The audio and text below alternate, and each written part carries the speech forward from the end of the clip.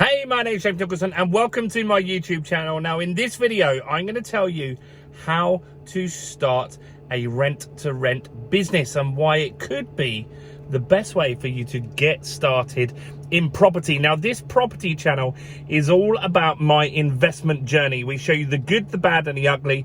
I'm building my portfolio this year, but interestingly to you, I'm also building a portfolio for my two daughters. We've got Georgia, who's 21. We've just completed our first deal up in Doncaster, and we've got Emily, who is just 1. Now we're also just about to complete for my daughters, for Georgia, her second deal. I just got off the phone with the solicitors and the estate agent, and we're hoping to complete that in about a week. So once we've got the keys to that, we'll be taking you around that and showing you all about that. So join us on the journey together by taking that finger of power, spinning it around and smashing the subscribe button over there. Go on, do it right now. Smash the subscribe button, hit the bell notification, because that will make your life really easy to find the next video.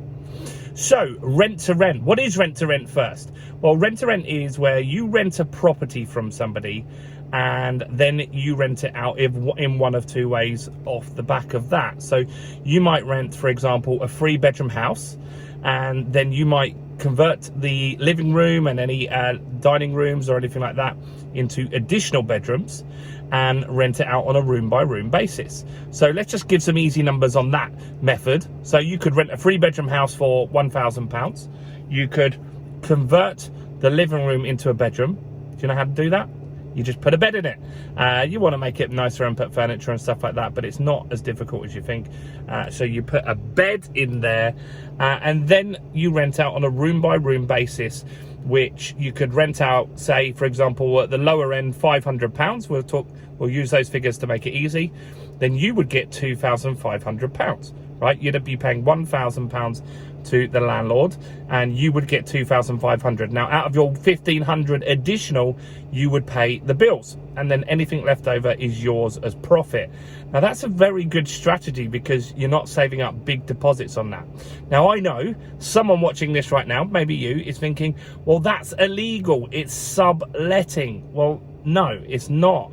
If you get permission to do this, and you're right. So, for example, if you just took a 3-bedroom house and you didn't ask the landlord permission to do this, and you just went ahead and did it, then, yeah, that is now subletting, and that is not legal. But if you ask permission and you get the right contract in place to do this, then it is absolutely something that you can do, and thousands of people are doing this up and down the UK, and that's called a house of multiple occupancy. Now, one other way that you can do this is to rent maybe a flat in this instance, and then you can rent it out on Airbnb, on booking.com, on hotels, and we call that serviced accommodation. That's another great way to earn very, very big money. We've got one of these in Tower Hill in London, by Tower Bridge, Tower London, and you're able to get maybe as much as £300 a night, and you can quite quickly get significant amounts of rent doing that. So that's another strategy. So we've got the two strategies down. Well, they're both rent to rent, but how do you get started in this? Where do you find these deals? And that's what I want to go through with you today. So one place that you can look at is on Gumtree. Now, you'd be surprised, there are tons of landlords that want to save costs, so they are putting their properties on Gumtree. They don't want to go through estate agents. Now, there's less people looking at Gumtree, so if they put their property onto Gumtree, then there is a chance that maybe it's not renting out as quickly as they wanted if they used an agent. And so you can go in there and you can offer them a guaranteed rent, right? And so they would work with you.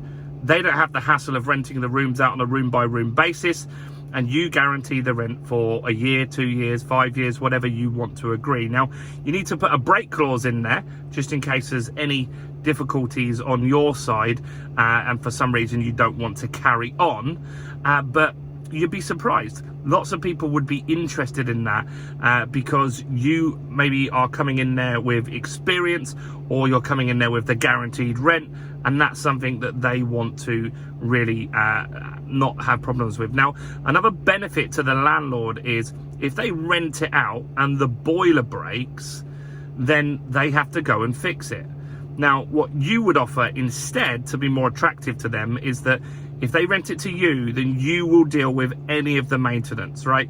And hopefully you're making 1,500 quid, that you've got enough to be able to do that. And you can get insurance and stuff if the boiler breaks and things like that. But it's just taking all of the burden off the landlord. And what a landlord wants is just an easy life, right? Because you might be thinking, well, why don't they rent it out on Airbnb? Why don't they rent it out on a room by room basis? Because most people don't want to do that work and they want an easy life. So that's a good opportunity for you to go on. So Gumtree's one great place to go and find some leads, and you can start there. Now, other places are estate agents, obviously.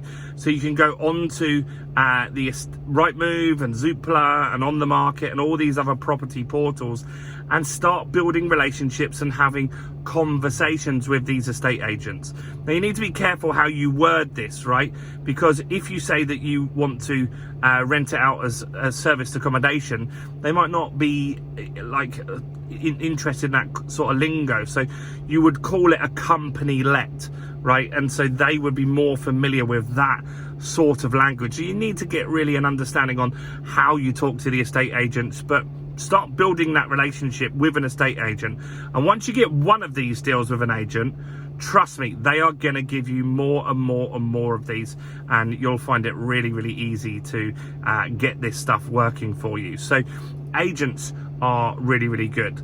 Other places that you can find landlords that are looking to save a few quid is things like Facebook groups. Every town in the UK has a Facebook group, and there are tons of people in there listing properties for sale or listing properties to rent, right? And so that could be another really good place to start building that relationship with those landlords and reaching out to them, viewing the properties that they've got and offering them, remember, guaranteed rent, no maintenance, no voids. You're going to do all of that work for them, and that is what they're looking for, an easy life, remember. So Facebook groups can be another really, really good place. One other place that's very good to get lots of leads at the moment is things like Facebook advertising or Instagram advertising or TikTok ads, right? And so advertising with all these platforms now, they know everything about us, guys. And so we can do razor sharp targeting. I can target landlords on Facebook. I can target landlords on Instagram. TikTok gives you options to target people that like certain pages. And all of this stuff just means that you can really, we call it a customer avatar. We can find the people that will want our services, and that is what we're looking to do here, to really nail down our avatar and find really, really, really good quality leads. So that's another way to find people. Now, you can do this as not really no money down, but it's very, very low money. So you could negotiate here that you pay the rent in arrears. You could negotiate that you get maybe a period of 2 or 3 months where you don't pay any rent to allow you time to get it going. It really depends. There's no rules on this. What you negotiate with that landlord, how long the property's been on, how much certainty they want about getting the guaranteed rent and all of that sort of stuff. So there's massive flexibility with these kinds of strategies.